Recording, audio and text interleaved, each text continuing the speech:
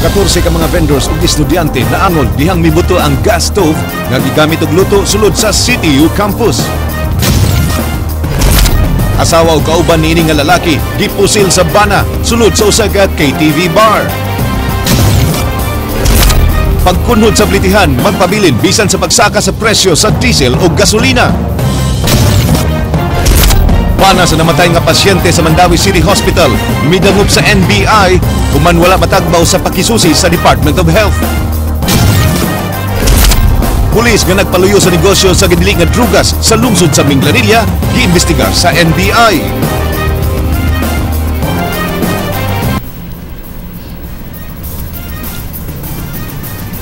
May hapon Sugbo, Kabisayan, aniya na mga balita uban ang kanitibuk ang pwersa sa News 5 Cebu. Karong adlaw Martes, pitsa 10 sa buwan sa Pebrero, tuig 2015, ako si Glenn Soco. Amo na yato ng mas sayong pagbalita, inubanan sa mas komprehensibong impormasyon. Ako si Georgia Herrera. Sa milabay nga mga simana, Georgia, daghan ang nagmaya tungod sa kanunay nga pag-us-us sa presyo sa lana. Apan kaganihang buntag, Glenn, nakalitan ang mga konsumidor kay taas kayo ang gisakahan sa presyo.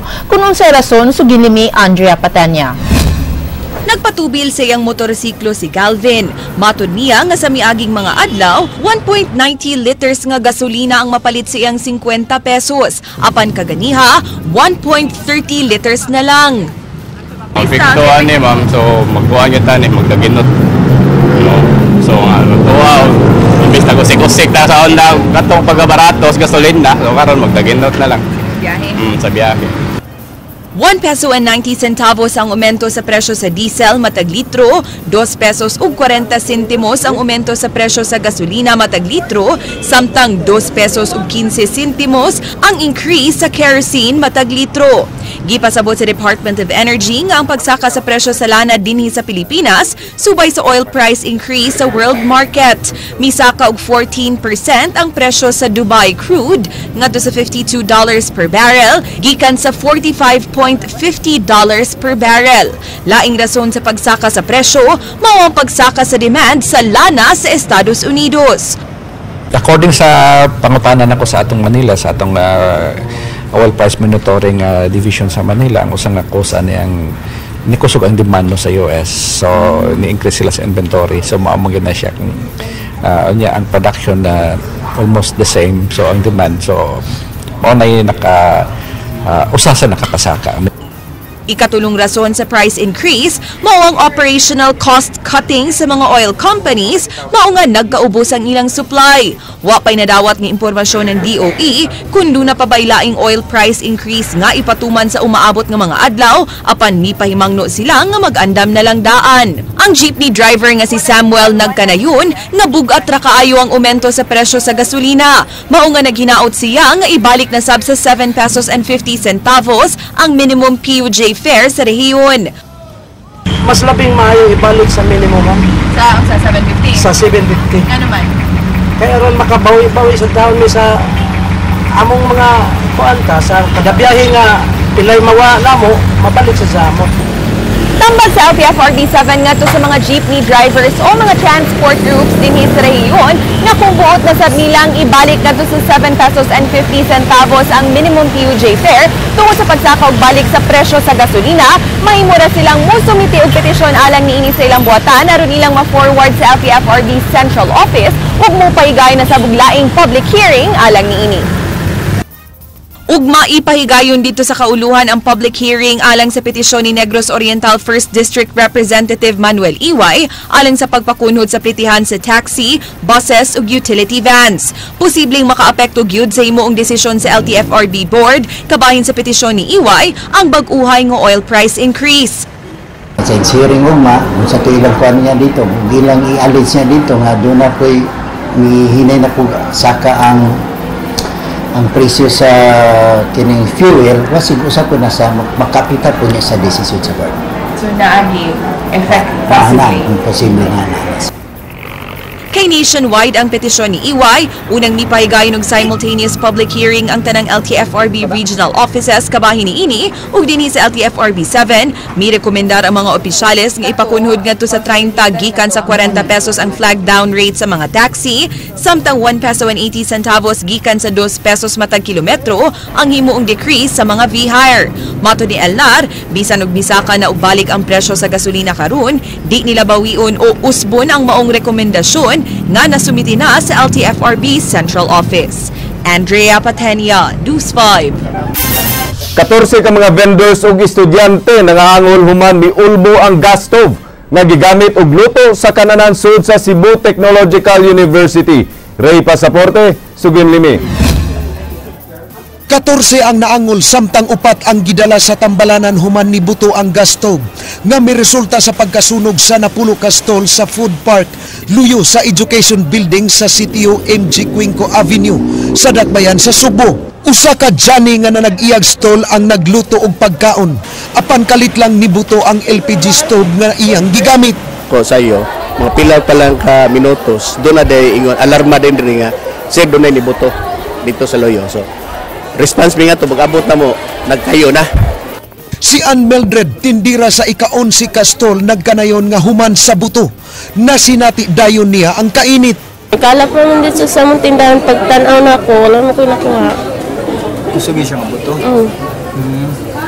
So ni kusog din kayo? Kusog. Gusto mo yung gibuhat din nato ma'am? Wala, gipagawas man ko, ipadagan ko. So katong tindahan nga katong di na nagsugod, doon ay tao sa sulod? Doon ako no. Sikuan kuya dyan. Nagluto? Oo. Nasunog daw iyang dere. Iyang buhol. Daling gidala sa tambalanan si Johnny lakip na ang asawa ni Inikinsa na angol. Gidala sab sa tambalanan sila si Arinato Katarungan nga usa ka vendor nga nakaangkon sa second degree burns ug ang estudyante nga si Charis Lane Burinaga nga nakaangkon sa first degree burns. Gihunaran og ointment sa medical section sa universidad ang nangapaso sa ilang bukton, naong, liog ug buko-buko. Ang estudyante nga si Analisa naabdan sa kayo. Kantin sir, sa may luyo gani nagpalit kog bihon nga sudan niya pagkuan na ko ang kayo ni bugwak na siya. Mo to na kuan nga daghan na kay ni buto, ni kunik na siya ba. Ni anak na siya. Nasyak man ko kay pag ano na sa kung kuan, isa naman akong buhok. Pag ano pa? Ni isa na jud akong buhok sir, wala na jud ko kuan, ni daga na lang jud ko. Nya magibiyaan jud na akong kauban. Yung kauban, gamay ra pud iyang buhok na kuan na apil ba. Alas 8:18 na tapang alarma. Estimated damage 20,000. First alarm lang Time controlled 8:30.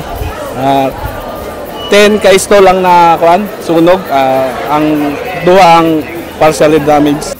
Matud ni Quadra, ang kapin sa 20 ka vendors gikan sa gawas sa universidad. Sila gireklamo tungod sa paghugaw-hugaw sa karsada.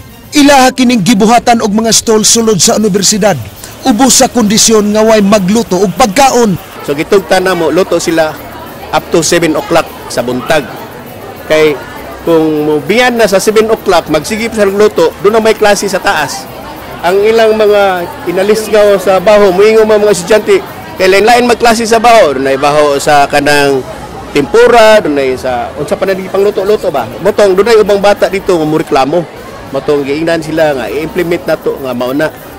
Sa primero ana sugot pa, pero lately wa na gyud, no? Magluto sila ilang kog galingon. Imbis ang ila itang luto up to 7 o'clock sa buntag, nya 12 to 1 sa udto ug 5 to 6 sa gabi. Aron doon na gyud init gihapon ba. Karon nga nahitabo ang sunog, dili na nila pabalikon pa og paninda ang mga vendors aron malikay sa peligro ang ilang mga estudyante. Si Dr. Victor Villaganas, Vice President for Academic Affairs, miingon nga ilang hatagan og cash assistance ang estudyante nga nangapaso. Ray Pasaporte, News 5. Midangop sa NBI ang kabanay sa namatay nga pasyente sa Mandawi City Hospital tungod sa gituoan nga paghatag og sayop nga tambal. But nila nga ipaimbestigar ang maong responsable sa kamatayon sa pasyente. Jinky Rosit, Sugin Limi. Uban sa iyang abogado, gihangyo ni Cesar Coliflores ng NBI sa paghimo sa re-autopsy sa namatay nga asawa nga si Jocelyn. Si Jocelyn gi-admit sa Mandawi City Hospital apan gikatahong na allergy sa tambal nga gidapat sa medical staff sa hospital ug miresulta sa iyang kamatayon. Nagpatabang sila sa mga buhatan human sila wa makumbinser sa gihimo nga pakisusi sa hospital ug sa Department of Health. Ang pag-recover mo lang pinakalisod kay labi na nakita na to ang sitwasyon sa usawa na hindi mo tangan digital labi maka-recover sa sitwasyon sa usawa sa karon. Gawas sa kasong homicide, musangat sab sila og kasong grave misconduct sa buhatan sa Office of the Ombudsman. Lakip sa ilang isumiter isip ebidensya sa NBI mo ang video ni Jocelyn Coliflores sa wa pa kini mamatay. Ilang giatol ang pagsangat og reklamo sa ika-40 diya sa iyang asawa karong adlaw. Karong hapon po damo sang i-submit sa district hospital nga kuhaon na mo ang mga ngan sa mga nurses o katong guard nga ni apil sa paggaid ni Mrs. Coliflores. Ang NBI silang bahin miingon nga tun-an pa nila ang maong kaso base sa mga medical records gikan sa DOH. Nasa additional report gikan sa DOH, masubmit ko niya para ma-evaluate ko na mong kaso kung maka-come in bagyod mi. Jinky Rosit, News 5. Usa ka gatos og 5 ka piniriso gikan sa Cebu City Jail ang gikatakdang ibalhin ngadto sa Aboyog, Leyte Penitentiary. Ang maong mga piniriso kumbiktado sa naglalaing kaso, matud ni Vice Mayor Edgar Labella nga way dad-on nga piniriso ngadto sa Muntinlupa gumikan sa nitumaw nga kontrobersiya sa miaging tuig. They are already prisoners that are like to be sent to the Muntinlupa because they have been sentenced for final judgment.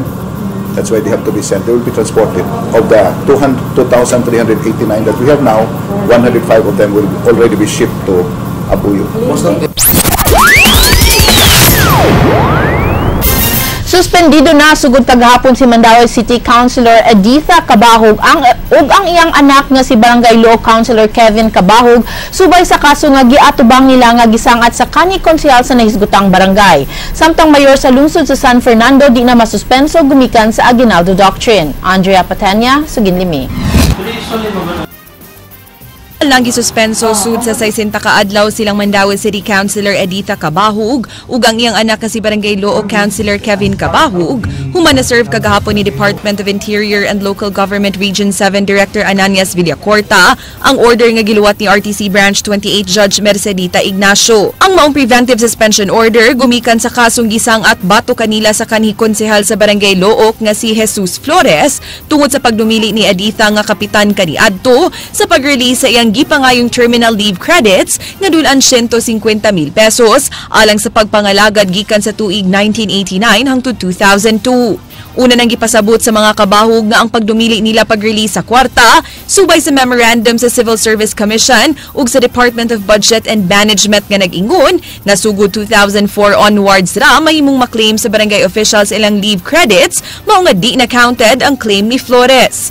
Mituman ra ang mga kabahog sa mando sa korte kagahapon ug mikooperar sa DILG. Openly kay nahibalo naman sila in advance. Unya para gusto nila nga matapos na ang mga issues kay daghan namang istorya ko no. Sa laing bahin, wa maimplementar sa DILG 7 ang 3-month suspension order gikan sa Ombudsman alang nilang San Fernando Mayor Antonio Canoy ug Municipal Engineer Simeon Lauronal. Gipasabot ni Villacorta nga nakalingkawa si Canoy sa silot alang sa simple misconduct tungod sa Aguinaldo Doctrine. Diin mawagtang ang sanction sa usa ka public official sa iyang previous term kung ma-re-elect kini sa government position. Re-elected naman god. Re-elected as mayor. So, applying the Aguinaldo Doctrine, murag na kuha na siya. Ang kaso, ang suspension, murag na himong na academic na. Gikatinga sa DILG kung nga nung gipahamtangan pa og silot si Canoy nga re-elected kini.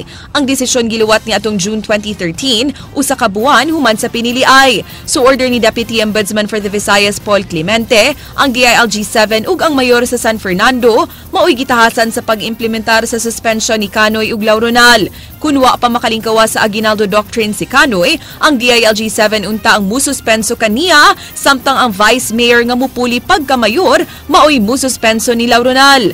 Kay di masuspenso si Canoy, misumiti pa og letter of inquiry ang DILG kung sila bagihapon ang mususpenso ni Lauronal o si Canoy maoy mususpenso sa iyang co-accused. Ang municipal engineer usa ka appointive position ug kasagaran, di makasuspenso ang DILG ug mga appointed officials.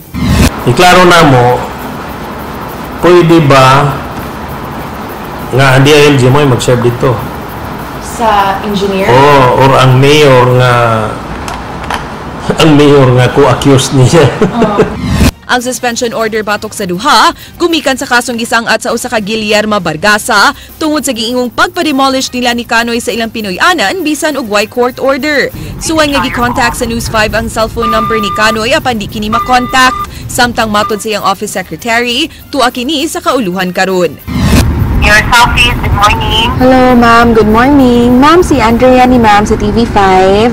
Ma'am, mangutana lang ko, ma'am. Naa si Mayor Canoy? Wala siya, ma'am. Kasi sa Manila. Na siya sa Manila. Okay. Next, try mong good contact niya sa iyang cellphone, ma'am, ba niya? Di mong good ma-reach? Yes, ma'am. Naamoy line contact? Sa Manila. Hello, ma'am? Naamoy line contact number niya, ma'am? Wala ba, ma'am? Andrea Patenia, News 5. Gihatagan sa JICA kung Japan International Cooperation Agency ug na po ka garbage compactor ang Cebu City Government aron matabangan sa pagsulbad sa problema sa basura. Ray Pasaporte, Sugin Limi. Sunod simana i-award sa Cebu City Government ang napu ka garbage compactor nga hinatag sa Japan International Cooperation Agency kung JICA. Muhimo pa si Engineer Dionisio Gualisa ug mga lakang aron magamit na dayon ang maong mga garbage compactor sa pagsulbad sa problema sa basura sa dakbayan. Bigas sa city once ma-turnover na gina, turnover man na sa atong mga friends sa JICA to the city government of Cebu.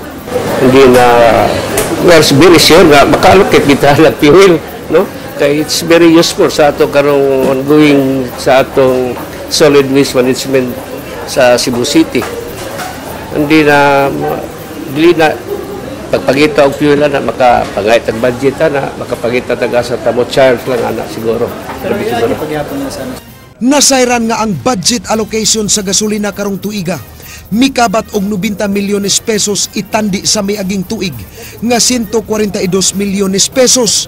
Matud ni Gualisa, kung magkuhang ang budget alang sa gasolina karong tuiga, gumikan sa nadugang nga garbage compactor, muduso sila sa konseho og supplemental budget. Para pag-start nyo na, we are going to test mag-usa ka machine o sa ka truck at to testingan ng iyang operation, pilagi iya fuel consumption every per kilometer ang iyang biyahe. Ray Pasaporte, News 5. Gipahigayon karong adlaw ang 11 Tanyon Strait Summit nga mao hinungdan nga nagkatapok ang tanang environmentalist ug mga sakop sa Protected Area Management Board kun PANBIS sa Tanyon Strait, ang labing dakong protected area sa nasod. Ang Tanyon Strait gipatung-an sa lalawigan sa Sugbo ug Negros Oriental. Gilagway kini nga usa sa mga richest fishing grounds sa Pilipinas. Tumong sa maong summit mao ang pagklaro sa jurisdictions ug mga responsibilidad sa mga miyembro sa Tanyon Strait PAMB aron di magsapaw ang ilang mga functions. Kinahanglan na gyud ang hugot nga pagbantay sa Tanyon Strait kay nagtagamay na ang marine resources nini tungod sa mga illegal ug unregistered fishing activities. Gipusil sa usa ka gwardiya ang iyang asawa ug ang kabit niini dihang iyang nasakpan nga padung manud sa pribadong lawak aron magvideoke. Samtang gwardiya nga gikan nag-inom uban sa iyang mga kauban, gituohang nagpusil sa iyang kaugalingon. Leslie Caminada Vestil, Sugin Limi.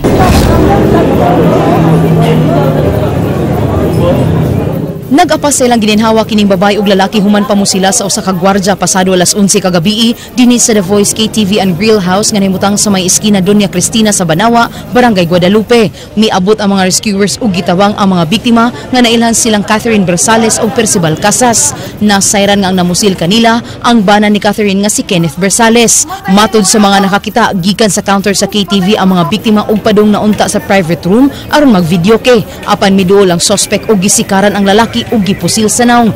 Gisunod og pusil ang babay punting sab sa ulo niini. Dire man to ni agi ang lalaki man dire na mo nakita niya. Nya dire sila duha nagkuha sila kanang kuan ba mag-romp lagi sila rent. Nya gidool dahil sa lalaki diretso ra man. Pero wala sila kay nagahinan mo sa glakaw ma'am. Nya gikalitan niya og sipa ang laki tapos pagpusil na niya kalit niya pagkatubang niya og mo bunot ko maapsan man ko. Nya mo to paglakaw na niya ako siyang gipusil wala man sang gabuto ang kuan.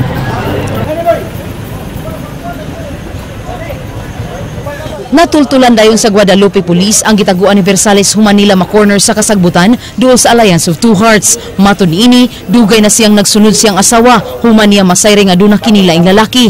Hangtod nga iya kining nakit-an kagabi nga miangkas sa motorsiklo siyang kabit. Namatay sa tambalanan ang lalaki samtang padayon pang nagkigbisog siyang kinabuhi ang babay. Asawa, pero lang? Dugay ko sunod ang ginugo ko ang jutin ko. Nagalingan na jutin yung klap ko nga on. Sa kasunod antas. May mga may portion doon na madilim, so nagtago talaga siya. But yun nga, nasundan pa rin ang tropa natin. Yun nga, sabi niya, asawa niya yung di ba? Yung isang biktima. Doon yung lalaki, parang sinundan niya ata yung asawa niya. Doon niya na sa The Voice. Then without warning, without binarilan niya. Sa likod ining kumpanya sa packaging nga nahimutang sa barangay Tungkop sa lungsod sa Miglanilla, napusila ng usa ka gwardiya nga si James Alipar, mga pasado alas 10 kagabi. Ang duha ka mga kauban niini nga silang Nestor Villafranca ug Jeffrey Maribago nga mo'y nakadungog sa buto, gihold una sa Miglanilla Police. Mato ni Jeffrey, iyang giduol ang biktima dihang iyang nakitaan nga nahagba kini sa yuta sa pagtuo nga nakatulog tungod sa kahubog. Nasayran nga nag-inom sila sa wa pa mahitabo ang insidente. Padayon pang investigasyon kung unsa hinungdan sa pagpamusil kay ang arma sa biktima na recover mga duha ka lakang gikan siyang patayng lawas. Nasuta sab nga dunay empty shell gikan sa arma sa biktima. Timailhan nga nakapabuto kini. Matang gising ko niya pagkaon dan ako siya. Akong indiknik niya ulo ba nga. Ay boss, mata na boss, magbalhin na boss. Hindi mo sa pagkuhan giyasan niya, pag-alsan niya, nanamay dugo sa tiyan niya. Ay namusil niya or accidental nga siya nakapusin. Ang subayon niyo ma'am, amo ning ikuan ang duhaan ni kanang kakauban dito, amo ning iparapin or na-accidental ba kani yung armas babasin siguro og nagduwa ba kani or nahagbong ba kani buto or basta mo subayon ng balingin si Leslie Caminadi Vistil, News 5. Nakurat ug di makatuo ang mga staff ni 3rd District Board Member Alex Binghay sa gidangatan sa ilang kauban nga gibanhigan sa wa pa mailhing tawo ni atong Sabado sa gabii sa dakbayan sa Talisay samtang nagmaneho sa iyang multicab gikan sa ila sa lungsod sa Barile. Ang mga kauban sa biktima nga si Mark Alfred Lanit nagtuo nga posibleng nasaypan lang kini sa gunman kay sa ilang paggulagway niini buutan kini nga kawani. Matud ni Maribel Codina wa sila nasaran nga dunay kontra si Lanit sukad ni trabaho isip field staff ni board member Binghay. Ana-ana karon sa pribadong tambalanan sila ni human kini makahiagom og samad pinusulan sa iyang abaga ug dughan. Wala jud, wa mi kabong say niya personal niya nga ano. Basta ko na shock mi nga naambus na siya.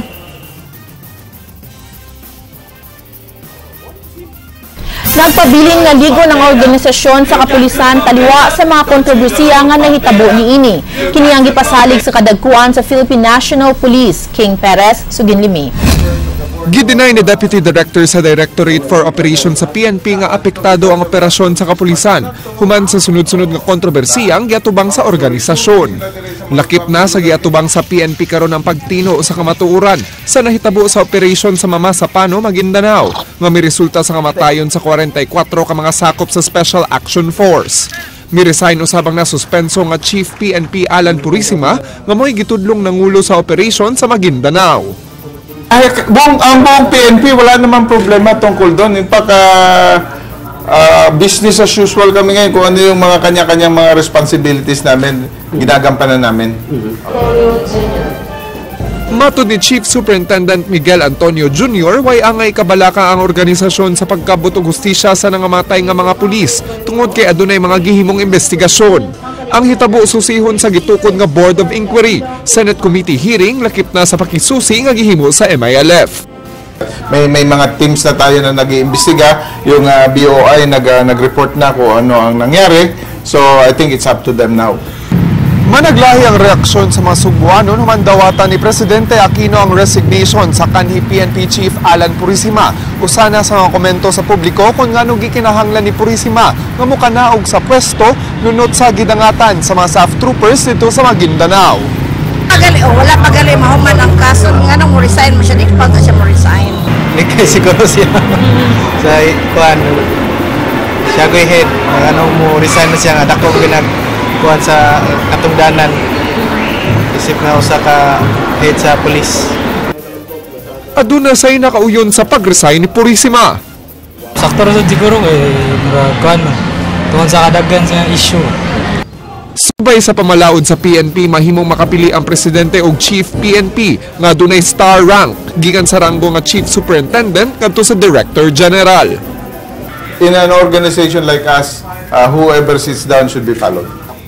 King Perez, News 5. Gikumpirmar sa National Bureau of Investigation Region 7 nga duna sila nadawat nga intelligence report kabahin sa pasangil nga pulis ang protektor sa illegal drug activities sa lungsod sa Minglanilla. Apan giklaro sa Assistant Regional Director sa NBI nga si Attorney Dominador Sumefranca nga ang maong taho huhungihong pa lang mao nga ila kining sutaon. Daghan ang nagtuo nga posibleng tungod sa maong aligasyon. Kini ang rason kung nanong wa gyud maronda sa Minglanilla Police ang lugar nga ilang gi-raid niadtong miaging adlaw. Mibaliba dinoon sa pagbutyag ang NBI sa mga ranggo sa pulis nga mitumaw sa maong kontrobersiya. Coordination sa agency concerned, PNP, PDEA. Hindi po nato kahatag sa tumingon nga kana siya nga muna ang si Talpulano in kuan ana nagprotek ra nya watay klaro nga ebidensya. Diba? Mga pulis nagbansay-bansay na alang sa ipahigayon nga APEC Summit karong tuiga dinhi sa Subo. King Perez, Suginlimi. Tulo ka adlaw mag-training ang kapin 60 ka mga sakop sa tourist police sa Camp Sergio Osmeña sugod karong adlaw. Ang Top Cop Seminar nga gihimo sa Department of Tourism nagtinguha nga mahimong tourist-oriented ang kapulisan sa rehiyon. Lakip sa mga gitudlo ang customer service, values formation, child-wise tourism, mga kasayuran sa kasaysayan ug kultura sa Pilipinas ug mga pamaagi sa pag-handle sa mga tourist-related cases. Usually mga petty crimes lang, snatching o snatching o lost article lang. Pero regarding sa mga heinous crime, maragwa pa kayo na balitaan kita kuan. Mga isolated cases na siya. Gitambungan sa Deputy Director sa PNP Directorate for Operations ang opening sa training. Say na ang atong police is at par sa international standard. Makitaan sa mga delegates, makitaan nila nga maayo di ay buutan di ni mga pulis nato di Cebu, no? Mato ni Chief Superintendent Miguel Antonio Jr. nga importante ang training alang sa pagpangandam sa Asia Pacific Economic Cooperation Summit karong tuiga. Dinhi sa Subo ipahigayon ang upat ka meeting sa summit. Our policemen for some delegates and tourists, we will be here to ensure nga gwapo kayong serbisyo nato nila ba. O kini mo proper venue po kintang ma-orient me o ma-kuan me matagaan may mga among role sa paghandle sa mga turista sa umabot nga APEC. King Perez, News 5. Pulis nga sakop sa Mobile Patrol Group ipatawag sa Police Coordinating and Advisory Council sunod semana gumikan sa kalambigitan niini sa mga kolorum nga sakyanan nga nadakpan sa sitom. Ray Pasaporte, Suginlimi. Ang atong pika karon, we've noticed that there is a proliferation of colorum public utility jeepneys plying the route from SRP. Have you noticed that? Yes. This has been, we have received the complaints.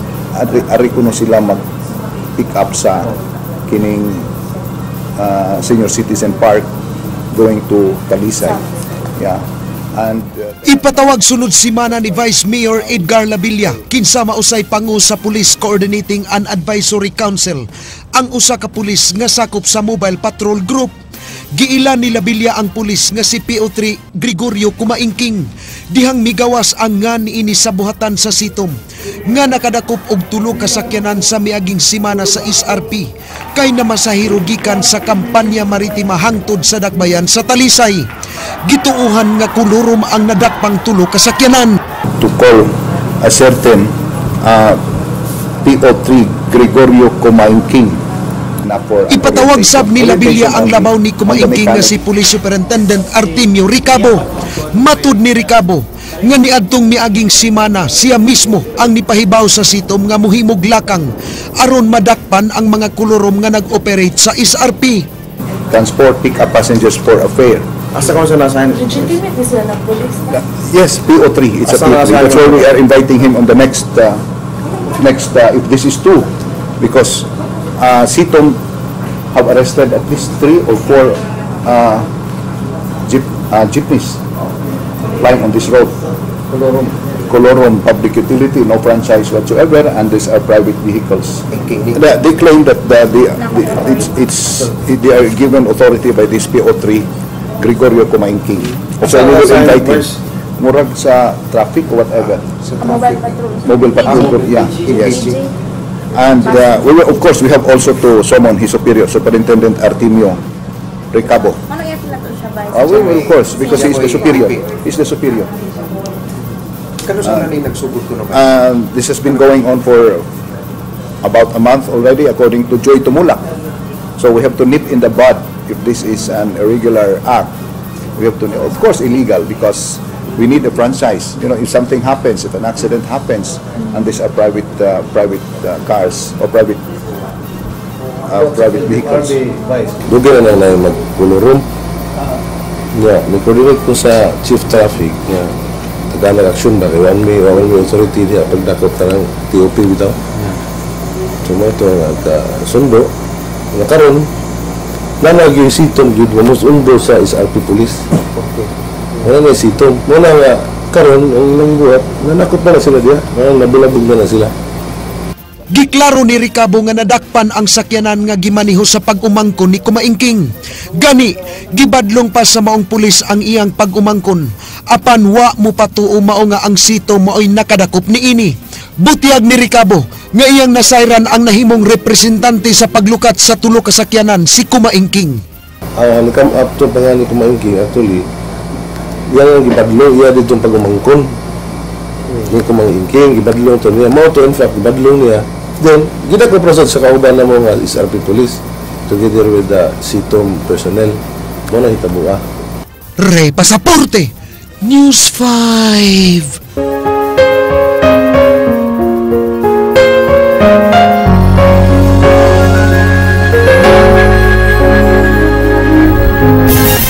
Puwerte ang love song.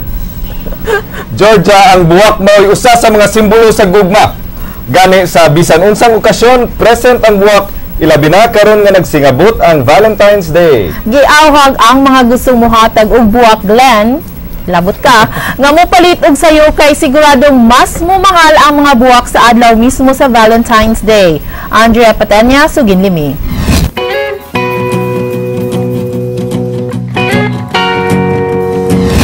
Busy na silang RG ug Makoy sa pagpang-harvest ni ining red roses sa plantasyon sa ilang amo dinhi sa Bukirang Barangay sa Siraw ug Malubog sa Dakbayan sa Sugbo alang sa Valentine's Day bouquet orders. Dunay 2 ka klase sa red roses sa maong plantasyon. Kini ang Holland roses ug ang black velvet rose nga usa ka espesyal nga klase kay di kini tunukon. Duna sa ilaing color sa roses nga mapilian sama sa puti ug pink. Matod sa duha, moabot sa 45 ka dosena sa roses ang ilang ma-harvest sa matag plantasyon sa usa ka adlaw. Ug kay peak season ang Valentine's, mahal gyud kaayo ang presyo niini. Kun sa ordinaryo nga mga adlaw 50 ngadto sa 80 pesos lang ang presyo sa matag dosena sa rosas, karong Valentine's season, moabot na kini ngadto sa 200 to 800 pesos per dozen depende sa gidakon. Matod ni RG, dako gyud kayong ikatabang sa ilang pamilya ang mga okasyon sama niini.